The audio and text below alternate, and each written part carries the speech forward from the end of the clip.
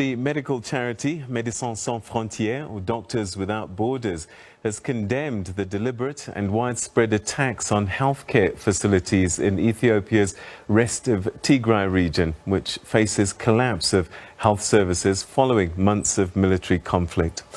According to MSF, only 13% of 106 health facilities are functioning at normal capacity. The majority have been looted, vandalized and captured by soldiers. MSF Director General Oliver Bin has called on all parties to respect protected status of medical centres and health workers from violence. The conflict in Ethiopia's Tigray region erupted in November last year when government launched an offensive to oust the Tigray People's Liberation Front after its fighters captured federal military bases in Tigray.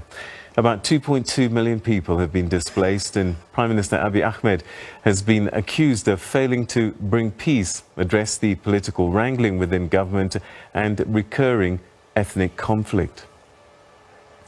Well, to give us an idea of what's been unfolding in Tigray is Oliver Bin, who's the Director General for Doctors Without Borders, Médecins Sans Frontières. He's on Zoom from Holland. Thanks very much indeed for joining us. Welcome to the program.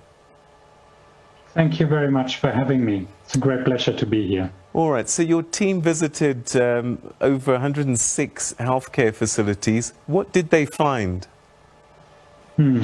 So I've been also just coming back from Tigray, so a couple of days back.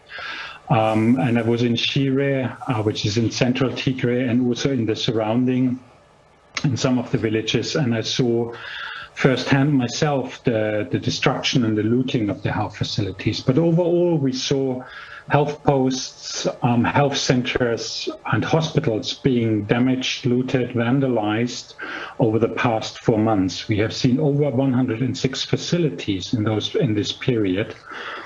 And to describe the vandalization a little bit, you have to imagine that you're walking into a room that is 3 by 4 meters, full of shelves until the ceiling, where normally all the drugs are stored, the medical supply is stored, and all the jars, where the drugs are inside, they are opened, and all the pills are thrown on the floor, all the vials are thrown on the floor, the cold chain for the vaccination for the newborn is destroyed, patient files are thrown around, laboratory equipment is intentionally destroyed, so you can't use it anymore.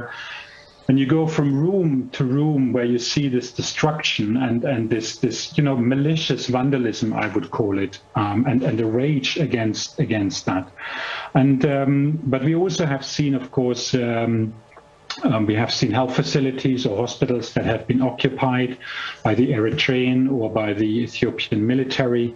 We have seen ambulances that have been taken by the military and used for transport of goods and people. And all of that, of course, has a catastrophic impact on the health for the population that you already described, displaced people and people where conflict is going on since 4 months.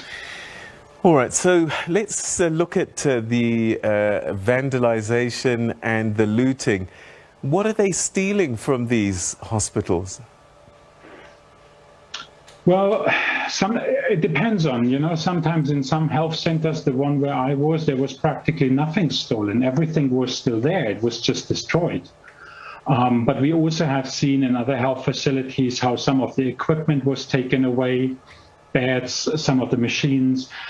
Often what has been taken and what has disappeared are the computers and some of the electrical equipment. But the medical equipment, by and large, is still there. It's just destroyed.